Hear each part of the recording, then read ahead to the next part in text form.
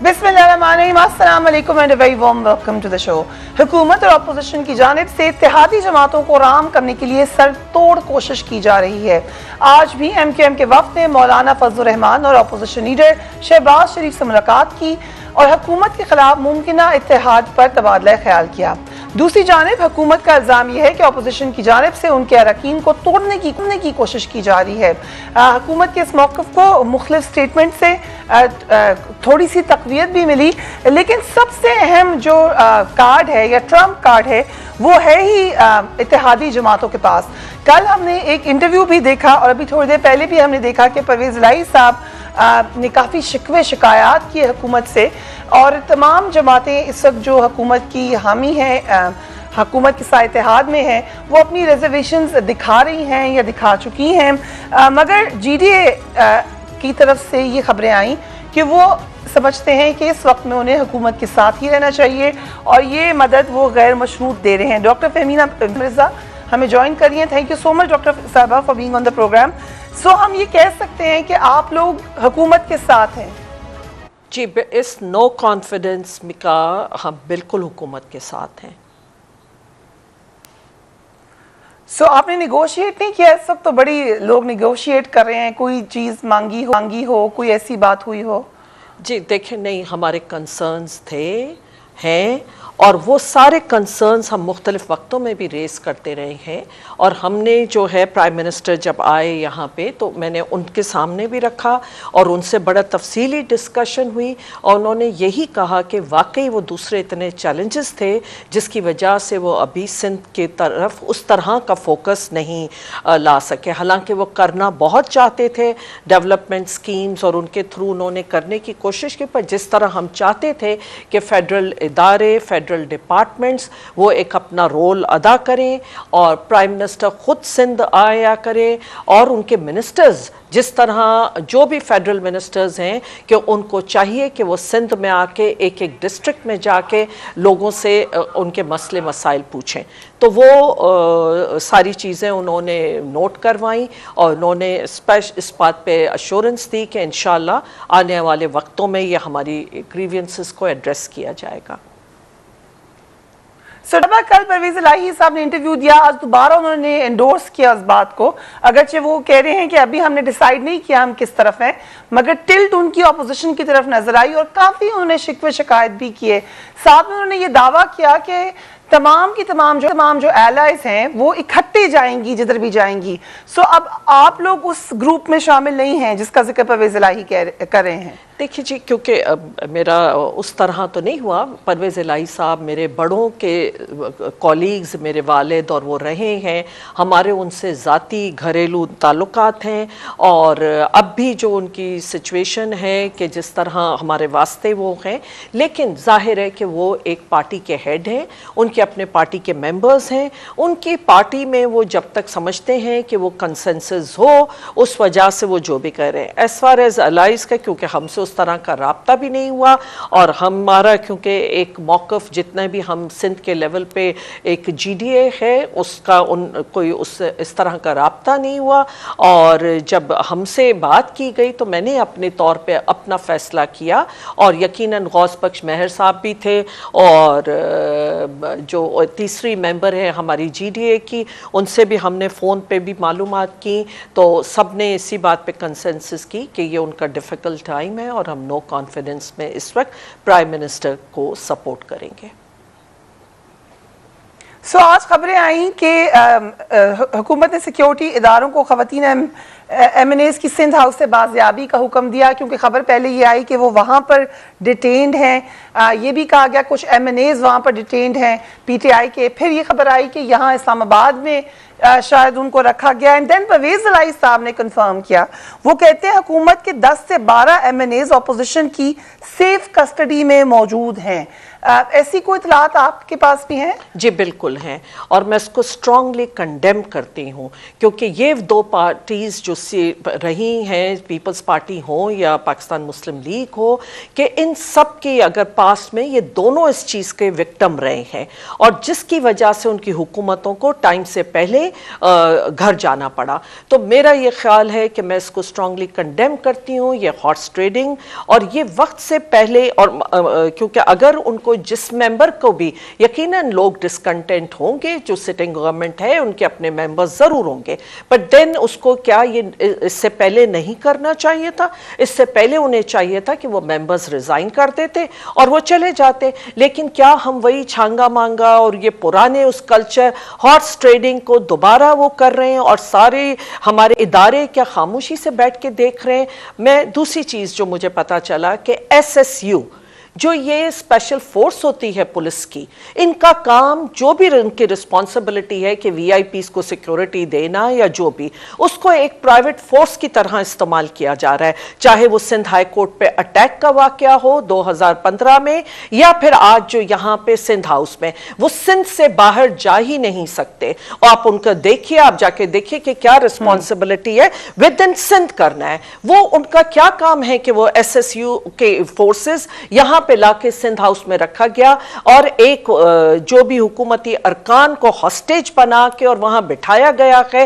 तो ये सब चीजें सारी इंफॉर्मेशन हैं, और मीडिया पे बड़ा तफसीली इस पे रिपोर्ट हो रहा था कि ना सिर्फ उधर कोई प्राइवेट फार्म्स पे भी हो रहा है और जगहों पे भी हो रहा है। ये ब्लेटेंट हॉर्स ट्रेडिंग है। ये कौन सा कॉन्स्टिट्यूशन, कौन सा लॉ अलाउ करता है? हर मेंबर ठीक है, फ्री है, राइट टू वोट है, और उसी के तहत जो है कि उनको करना चाहिए। लेकिन हेड ऑफ टाइम आप उनको हॉस्टेज करके बिठा लें और इस तरह की फोर्सेस को यूज करें, ये टोटली इलीगल है। इस पे इदारों को, जितने हमारे इंडिपेंडेंट इदारे हैं, उनको चाहिए कि इस चीज का नोटिस लें। हम बहुत क्योंकि आपने खुद कहा कि डिफिकल्ट, जी मैं ये कह रही हूँ कि हम इतना नेगेटिव हम अपनी आवाम को मैसेज दे रहे हैं जो निहायत अफसोसनाक है। हम बहुत खतरनाक एरिया में जा रहे हैं, एक एनार्की, और जितना इनटॉलरेंस इन चीज़ों की वजह से आएगा, अगर किसी हुकूमत को जिसका राइट है कि कॉन्स्टिट्यूशनली 5 साल उसको मुकम्मल करने हैं, उससे पहले अगर कोई चीज़ डीरेल हुई, तो मैं बता दूं आपको कि आइंदा आने वाले न कोई पार्लियामेंट इस तरह काम कर सकेगी और ना कोई हुकूमतें कर सकेंगी। मैं ये जमहूरियत को बहुत बड़ा झटका देख रही हूँ। मैं 1997 से खुद इन्वॉल्व हूँ, और मतलब मैं पार्लियामेंट का हिस्सा हूं, और उससे पहले मैं चाहे पीछे से देख रही थी, क्योंकि उससे पहले डॉक्टर साहब एंड मेरे वालिद होते थे। तो ये सारी चीजें जो हैं कि इन्होंने, इनसे मेरा गुजरी हूं, और मैंने देखा है कि ये जमहूरियत के लिए बड़ी खतरनाक बात है।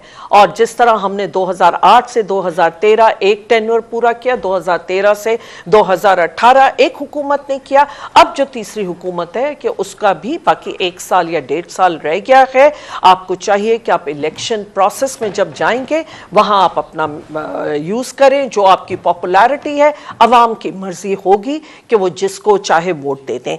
आज अवाम ने किसी सिंबल पे वोट दिए हैं, और उसके तहत आज उनके नुमाइंदे जो पार्लियामेंट में बैठे हैं, उन पे फर्ज है कि वो अपने अवाम के वो जो उनको वोट मिले कि उसका एहतराम करें। और सबसे ज्यादा जरूरी बात जो मैं देख रही हूं कि ये डेमोक्रेसी के लिए बहुत बड़ा झटका होगा। राइट। और अगर हुकूमत चली जाती है ऑपोजिशन बेंचेस पर, तो फिर आप भी उनके साथ ही जाएंगी? लेट्स से कि कामयाब हो जाती है ऑपोजिशन, तो देखिए, मैं उस वक्त जाहिर है कि जो हमारा GDA का फैसला होगा, हम ये अपनी इंटरनल मीटिंग करेंगे। मैं आइसोलेशन में कोई फैसला नहीं करूंगी, लेकिन उसके GDA की मीटिंग के बाद जो होगा। लेकिन मैं ये समझती हूँ, मैं लिए बहुत ही, क्योंकि एक तारीख मेरे सामने है पाकिस्तान की, ये जो डेमोक्रेटिक एक प्रोसेस, और जितना हमने इसके लिए स्ट्रगल किया है, तो मेरे लिए तो this is very disheartening. Right, thank you so much doctor Fahmida Mirza हमसे बात करी थी। अज़मा बुखारी साहबा, thank you for being so patient. लेकिन क्योंकि आप जमहूरियत के हवाले से बड़े वाजे आपके पॉइंट ऑफ व्यू है, जो खदशा जाहिर किया है first lady speaker of Pakistan ने कि जमहूरियत को खतरा होगा, हॉर्स ट्रेडिंग को ना परवान चढ़ाएं, हमारे लोग मुतनफ़िर हो जाएंगे, आपको ये खदशात नजर आ रहे हैं? शुक्रिया फरिया। देखिए, ये इखलाकी लेक्चर जो है वो देते हुए इंसान को थोड़ा सा अपने गिरबान में झांक लेना चाहिए। पिछले 3-3.5 साल में पंजाब असम्बली में बहुत मेहनत के बाद, बहुत तरद्दुद के बाद 5-6 अदद लोटे जो है वो तैयार किए गए थे। वो भी किसी और सिंबल पर जीत के आए थे, वो भी किसी और पार्टी के उसके ऊपर वोट लेके आए थे। उनको अपने साथ बिठाया गया, उनको पूरा पैटर्नाइज किया गया, उनको बिल्कुल गो अहेड दिया गया कि पार्टी तोड़ने की कोशिश करें, इन लोगों को और बढ़ाने की कोशिश करें, लेकिन अल्लाह के फजल से वो नहीं हो सका। उनमें से एक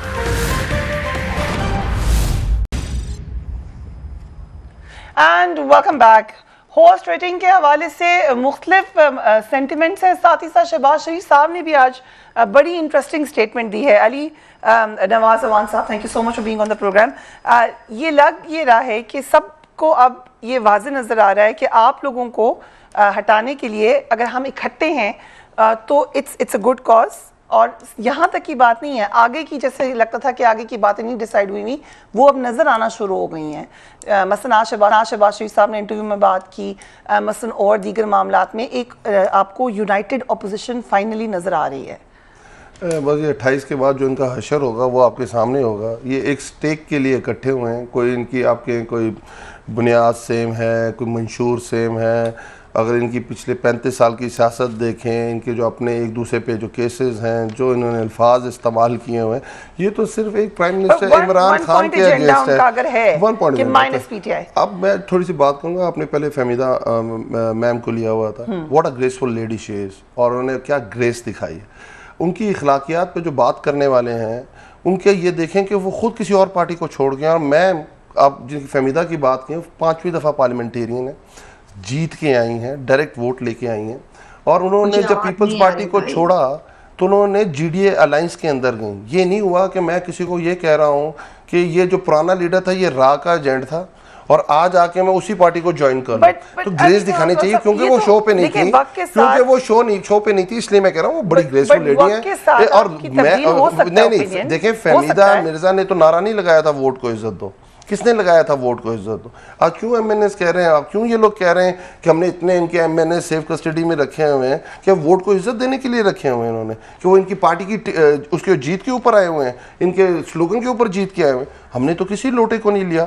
इनकी सारी जो खुद लोटे हैं, तरीके इस्तकलाल से शुरू हो जाए। आप उनका टिकट लेने गए थे नवाज शरीफ साहब, उसके बाद उन्होंने वो एक आईजीआई बनी थी उसका हिस्सा थे, उसको तोड़ के ये बने नून लीग बनी, नून में से काफ लीग बनी, काफ लीग से ये बनी। तो जो आपके एलाइज हैं वो कल पीपल्स पार्टी के माजी में एलाइज रह गए, वो दोबारा जा सकते हैं। हो सकते हैं ना, अलाइज का तो कोई मसला ही नहीं, वो अपने ब्रांड पे, अपने स्लोगन पे जीते हुए हैं ना, अपने निशान पे जीते हुए हैं। मुझे बताइए छांगा मांगा पे क्या होता था? छांगा मांगा में क्या होता था?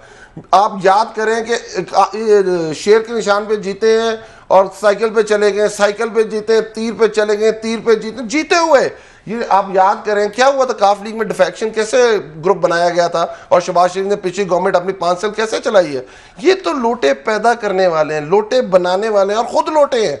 तो आप इस खातून की इखलाकियात की बात कर रही हैं, उन्होंने तो बड़ा ग्रेसफुल अपना जेस्चर शो किया, उनसे कुछ सीखने का अमल होना चाहिए। लेकिन दूसरी तरफ बट कोई क्वेश्चन, आपकी पार्टी में भी तो दूसरी पार्टी से लोग आए थे, आपने उनको वेलकम किया है, इलेक्शन जीतने में मदद ली उनसे। आप इलेक्शन हो रहे हैं, इलेक्शन से पहले मेरा टिकट आता है, आपका पीपल्स पार्टी का टिकट आता है, नून का आता है, मैं एक पार्टी छोड़ता हूँ, टिकट लेता हूँ, जीत के आता हूँ। अज़मा बुखारी ने यही किया है, अज़मा बुखारी किसी डायरेक्ट जीत के नहीं आई, लेकिन पार्टी बड़ा फर्क होता है जब आपने लोगों से वोट लेना होता है और रिजर्व सीट पे आपने आना होता है, बड़ा फर्क होता है उसके अंदर। रिजर्व सीट पे तो आप लिस्ट में आ जाते हैं ना, आपका नाम, आपकी इतने नंबर ऑफ सीट्स आएंगी, आप डायरेक्ट एमएनए बन जाएंगी।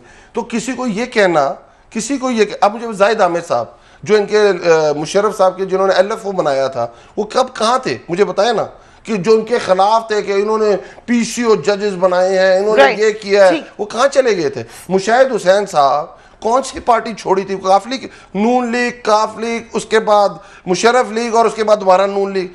आप मुझे ये बात बताइए, इन कौन सी इखलाकियात नून लीग हमें बताएगी इखलाकियात? हम तो 24 साल स्ट्रगल करके यहाँ पहुंचे हैं। प्राइम मिनिस्टर ने अपनी जमात बनाई, हम किसी जमात का हिस्सा नहीं रहे हैं। बट कल परवेज इलाही साहब कुछ और कह रहे थे, वो आज वो कुछ और कह रहे थे, वो भी सुन कल वो नैपीज का जिक्र कर रहे थे। मैं तो यही कह रहा हूँ, आज कुछ और कह रहे हैं। Okay, I come to Azma Bukhari साहबा। अज़मा बुखारी साहबा, ये हॉर्स ट्रेडिंग यकीनन एक डार्क चैप्टर है पाकिस्तान की सियासत का।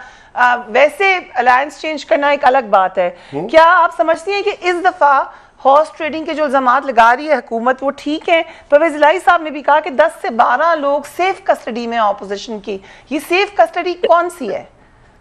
देखिए, पहले तो मैं पूरा नहीं सुन सकती, उस वक्त मुझे आवाज नहीं आ रही थी। मेरा ख्याल है कि अली नवाज अवान साहब मेरे दुख में जो है वो घुले जा रहे थे, तो मेरे दुख में ना घुला करें। आप अपनी पार्टी की फिक्र किया करें, मेरे गम में घुलने की आपको जरूरत नहीं है।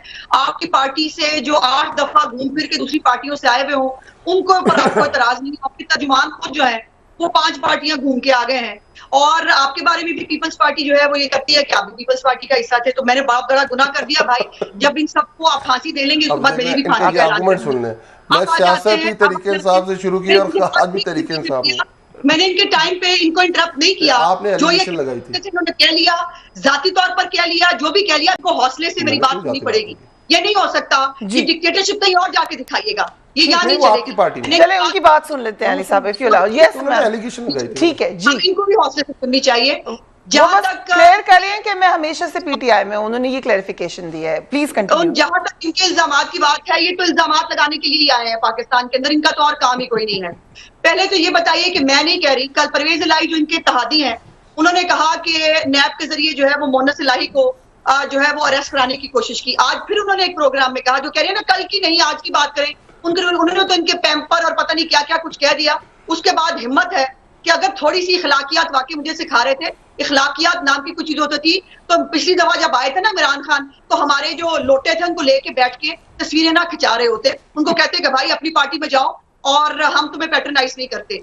और उन्होंने आज फिर एक प्रोग्राम में परवेज इलाही ने कहा है, उन्होंने कहा कि हमें ऑफ द रिकॉर्ड इनके बुजरा धमकियां देते हैं कि हमारे पास नैब और बाकी वफाकी इदारे हैं जिनसे आपको प्रॉब्लम हो सकता है। अब मुझे बताइए, जिस हुकूमत का और फासिस्ट रवैया ये हो, जिस वजीर आजम की जबान पर उसको जो है वो कंट्रोल नहीं है, वो जो गालियों पे धमकियों पे उसके ऊपर उतरा हुए हैं, और सो आज वो अमर बिल मारूफ की बात कर रहे थे। मतलब कमाल है, खुदा का खौफ नहीं है इनको कि मजहब का कार्ड इस्तेमाल करने की एक लिमिट होती है। आप अपना माजी देखें, आप अपना मुस्तकबिल देखें, आप अपना हाल देखें। आप अमर बिल मारूफ की बात कर सकते हैं, आप कौन हैं?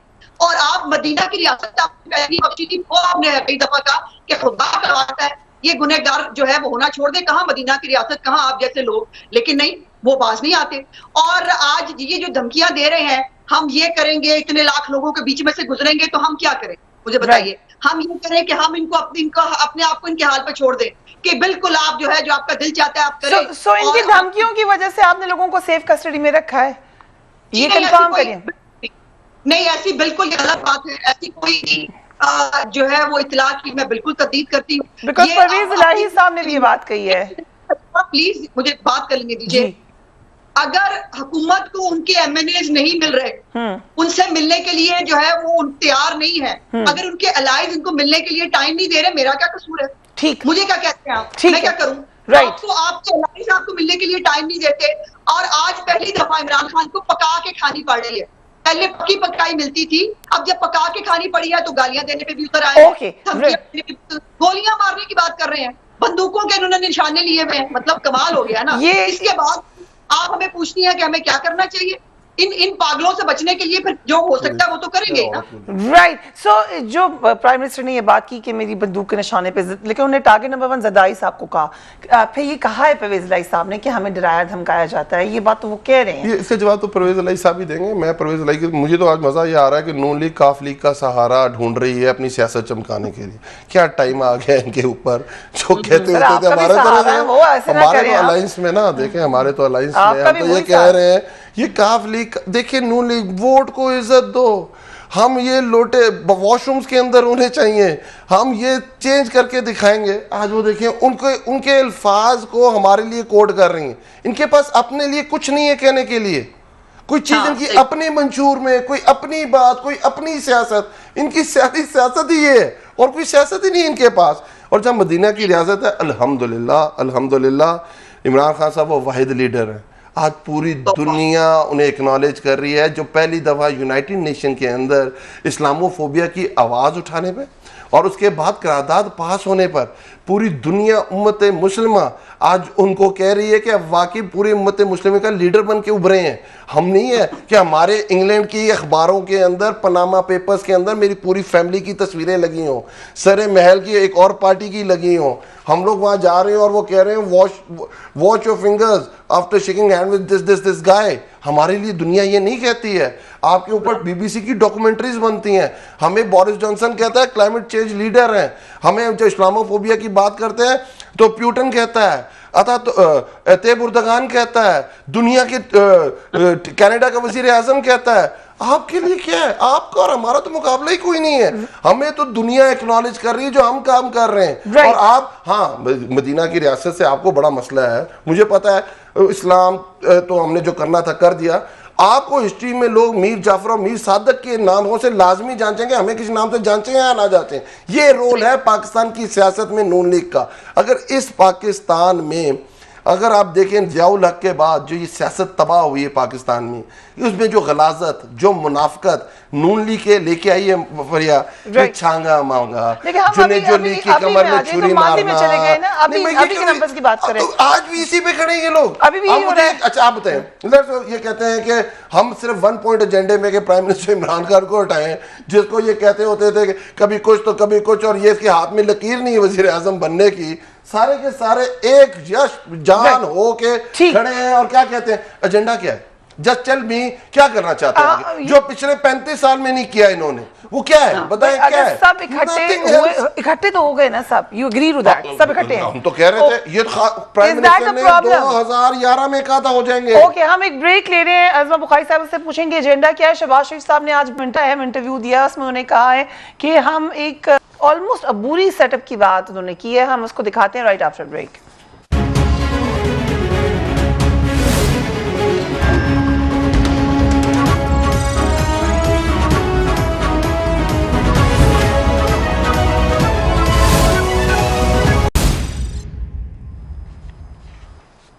And welcome back. Shahbaz Sharif साहब की जिस स्टेटमेंट का हम जिक्र कर रहे थे, let's take a look. Azma Bukhari साहबा, आप लोग जब एक पूरा स्टांस लिया कि कोई और ताकतें नहीं होनी चाहिए, जमहूरियत को डीरेल नहीं करना चाहिए, ये जो जिस सेटअप की शहबाज शरीफ साहब बात कर रहे हैं, ये तो हमेशा उस वक्त उस सेटअप की जिक्र आता है जब कोई ना कहीं से ये ताकतें आना शुरू हो जाती हैं। What do you think? नहीं, बिल्कुल गलत है। पता नहीं आपने ये कैसे प्रिज्यूम कर लिया, बल्कि वो तो कह रहे हैं कि तमाम लोगों को मिलकर इस मुल्क की खिदमत करनी चाहिए। इसमें क्या गलत कह दिया उन्होंने? एक नेशनल गवर्नमेंट जो कि टेक्नोक्रेट्स टाइप में भी, आप समझा सकती हैं मुझे बेहतर। जी, इस क्राइसिस से पाकिस्तान को निकालने के लिए हम सबको जो है मिलकर काम करना चाहिए। इसमें मैं नहीं समझती कि इसमें कोई भी गलत बात है, बल्कि ये जो फैशिस्ट रवैया है कि मेरे अलावा कोई और मुझे नजर ना आए और मैं किसी को देख नहीं सकता, वो हम जाहिर है उसके कायल नहीं है। हम समझते हैं मुल्क सबका है, सबको साथ लेकर चलना चाहिए। अब एक दो बातें पिछले जो उसकी हैं वो मैंने जरूर रिस्पॉन्ड करनी है। पहली तो बात यह है कि तहरीक इस्तकलाल से आगाज इमरान खान का हुआ था। ये जरा उनकी तारीख पढ़ लें, क्योंकि हमारी कि वो जो है वो असगर खान साहब के साथ जो है इमरान खान साहब ने अपनी सियासत जो है वो शुरू की थी। और हमारे तो चले झूठे सच्चे उन्होंने जो भी बता दिया। इमरान खान साहब के बारे में क्या छपता है रहा है, क्या उनकी डॉक्यूमेंट्रीज हैं, मेरा प्रॉब्लम यह है कि मैं वो नहीं बता सकती, मैं नहीं बता पाऊंगी। आपके बारे में जो कार्टून छपते रहे, किस तरह आप इलेक्ट होके आए, वो आपके इत्तेहादी भी बता रहे हैं। इसलिए आपकी बात कर रही हूँ और आपके इत्तेहादियों की बात बता रही हूँ, क्योंकि आपको अपनी बात तो मैं कर ही नहीं रही, क्योंकि अपनी हमारी बात तो आपको समझ में आएगी नहीं। आपको आप ही का आईना दिखा रही हूँ और बताने की कोशिश कर रही हूँ कि आपकी सच्चाई क्या है। दूसरी बात यह कि पीछे बाकी बहुत दूर नहीं जाते। अभी पिछली दफा जब ये चाइना होके आए हैं तो वहां पर चाइनीज मीडिया ने लिखा कि ये यहाँ पर पैसे मांगने के लिए आए थे। उसके बाद अभी जब रशिया गए तो वहां पर डेली मेल जो बड़ा फेवरेट इनका जो है वो है, उसने ऑनलाइन उन्होंने ट्वीट किया और इमरान खान के बारे में शेमलेसली का लफ्ज इस्तेमाल किया।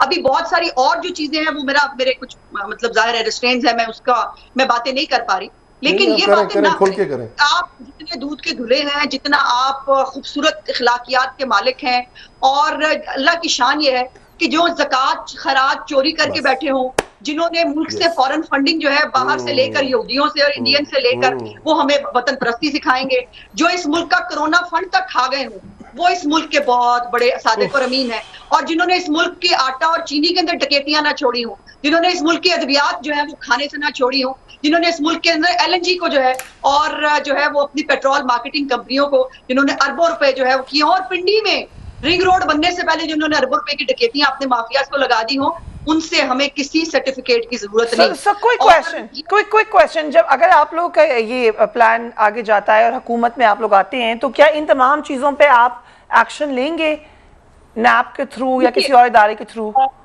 देखिए, बात हम वो सियासी इंतकाम नहीं करेंगे कि मुझे फलाने की शक्ल अच्छी नहीं लगती, इसको उठा लो, मुझे जो है ये फलाना जो है राह से हटा देना चाहिए, हमारा वो हाल नहीं है। लेकिन जो एक्सचेकर का पैसा जो है वो लूटा गया है, यकीनन उसका हिसाब होगा कानून के तहत।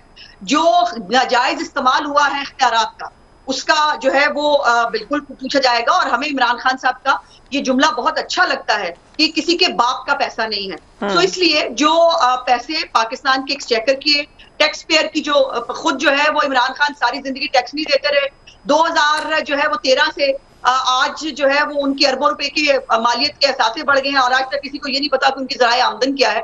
तो ये तमाम हिसाब किताब तो यकीनन होंगे, लेकिन हम कोई शक्लें देख के फैसले नहीं करेंगे। हम राना सनाउल्लाह की शक्ल अच्छी नहीं लगती तो उसके ऊपर हीरोइन डाल के वाला तरीका हम इख्तियार नहीं करेंगे, और हम मौत की चक्कियों में खामखा अपने सियासी मुखालिफिन को कुचलने के लिए नहीं भर्ती करेंगे।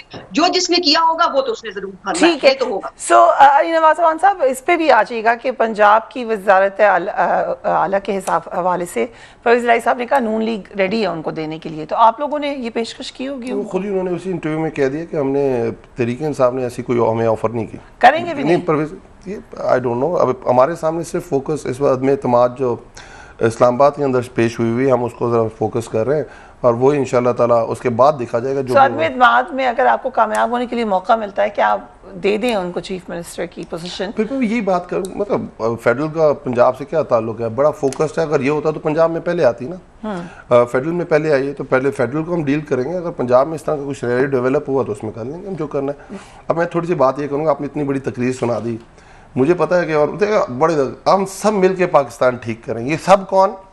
ये सब जो पाकिस्तान को 35 साल से चला रहे हैं और 35 साल में पाकिस्तान को ठीक नहीं कर सके, हम मिल के ठीक करेंगे। फिर कहते हैं शक्लें देख के, नजम सेठी की शक्ल इनको बहुत बुरी लगती, पता ना क्या कौन सी अंदर कराया था नजम सेठी को, डंडे मरवाए थे, और पता है कौन सी उसके ऊपर शिक डाली थी, गद्दारी की डाली थी। हामिद मीर नहीं पसंद था, जंग बंद करा दी थी। शक्लों पे तो जाते नहीं है। जरदारी साहब की ज़बान काट दी थी, नुसरत भुट्टो बेनज़ीर की न्यूड तस्वीरें फिकवाई थी, जमाइमा के साथ क्या सलूक किया था। ये तो वो लोग हैं, इन्होंने तो, इनका बस नहीं चलता कैद आज़म को ना छोड़ें, इनका बस नहीं चलता ये फातिमा जिन्ना को ना छोड़ें। इनका तो सबसे बड़ा जो स्टेक है वो तो पैसा है, और पैसे के लिए इनसे जो मर्जी करा। नेशनल गवर्नमेंट की बात की उन्होंने, नेशनल गवर्नमेंट में सब होंगे, नॉट पीटीआई। मतलब ये हो गए जरदारी साहब प्रेसिडेंट होंगे, जो शहबाज शरीफ जो उनको कहते थे सारों के साथ अलायंस हो सकता है, जरदारी के साथ नहीं हो सकता, चोर चोरी से जाए जरदारी चोरी से न जाए, वो होंगे प्राइम मिनिस्टर। फिर वजीर आला हमजा शहबाज होंगे। ये चूचू का मुरब्बा है पाकिस्तान? क्या है पाकिस्तान? पाकिस्तान को इस तरह चलाना है कि इनके हाथ दे के पाकिस्तान इस तरह चलेगा क्या कि मजाक बनाया हुआ है और अमामत कर रहे होंगे मौलाना फजलुर रहमान साहब? क्या करेंगे ये लोग? ये तो सिर्फ एक हाइप क्रिएट हुई हुई है। 28 को दूध का दूध पानी का पानी हो जाएगा। ना एक्सचेकर का पैसा मेहरान बैंक के थ्रू यूज करेंगे, ना उसामा बिन लादेन से पैसे लेके किसी गवर्नमेंट टॉपल करेंगे। ऐसे ऐसे खूबसूरत लोग हैं ना। अगर पंजाब की इजाजत दे मैं एक सवाल साहबा, क्या PMLN के लोग तमाम इस पे राजी हो गए हैं कि परवेज़ इलाही साहब को चीफ मिनिस्टर बनाया जाए पंजाब में फॉर लाइक 1.5 ईयर 2 ईयर? राजन साहब ने बता दिया। देखिए, इसके ऊपर बिल्कुल पार्टी के अंदर हमारी बहुत लंबी चौड़ी मुशावरत हुई, और उसके बाद सारे कार्ड्स तो मैं यहाँ बैठकर आपको नहीं बता सकती। ये हमें तो कुछ नहीं है ना, हम तो है ही कुछ नहीं, हम तो फारिग हैं, तो डरते क्यों हैं? आखिरी दिन का इंतजार क्यों कर रहे हैं? बुला लें कौमी असेंबली का इजलास। धमकियां क्यों देते हैं? हम जाने नहीं देंगे हाउस के अंदर जाके, तो हम आपको दिखाएंगे, और बंदे भी वहां पूरे करके दिखाएंगे। आप सिर्फ अपने कदमों पे जरा हिम्मत करें, पैरों पे खड़े हो अपने मुंह पे। 172 इज द मैजिक फिगर। ज्यादा एक मिनट जी, जहां तक पंजाब की बात है, इनके अपने MNAs ऑन रिकॉर्ड वीडियोस बना बना के सोशल मीडिया पे आमिर लियाकत जो इनका हाल कर रहा है, जिसको बड़ी खुशी से ये ले के गए थे, वो सुन लें। मुल्तान से एक एमएनए है, उसने कहा मेरे दामाद की जो है उसके ऊपर मुझे ब्लैकमेल किया जा रहा है, मुझे कहा जा रहा है वोट डालो। अब इनके अपने बंदे इनके कंट्रोल में नहीं है, इनको वो जो है वो मुंह नहीं लगाना चाहते, तो हमारा क्या कसूर है? हमें क्या कहते हो? अगर आपने जितनी अच्छी गवर्नेंस की है 35 साल में, इस मुल्क में जो भी बनाया है वो इन्हीं पार्टियों ने बनाया है। आपने क्या दिया? भंग पॉलिसी, आपने दिया लंगर खाने, पनाह गाहें, आपने दिया वो टॉयलेट स्कीम, आपने तो ये दिया इस मुल्क को। हमने इस मुल्क से दहशतगर्दी खत्म की थी, हमने इस मुल्क में जो है वो इंफ्रास्ट्रक्चर बनाया है। इकट्ठे आप कह रहे हैं डिफरेंसेस भुला के साथ चलेंगे, बिल्कुल लास्ट मिनट है। सीओडी के बाद जैसे किया इन्होंने अपने साथ, जिससे बातें करते रहे। सीओडी हुआ था, हकीकत है सीओडी उसके बाद क्या हुआ था? तो आप लेकिन इस वक्त तो इकट्ठे हैं। हाँ, इस वक्त आपको लग रहा है कि 172 नंबर नहीं पूरा कर सकेंगे? सब इकट्ठे होके भी नहीं कर सकेंगे। ये अब मैं फिर यही कह रहा हूँ कि ये सिर्फ एक प्याले के अंदर तूफान है। 28 तारीख को देखेगा हशर के जो 3.5 साल हुआ है। अब इस इजी मिसाल लेते हैं फरिया, सेनेट में तो इनकी मेजोरिटी है ना, सेनेट में इनकी मेजोरिटी, लेकिन उसके अंदर अभी लास्ट महीने हमारे बिल पास हुए हैं, लास्ट महीने हमारे अपने बंदे खुद नहीं ला सके, ये कह रहे हैं तरीके इंसाफ के बंदे लेके आएंगे। चलिए 28 को अपने बंदे पूरे नहीं कर सकते। आपको बुलाते हैं।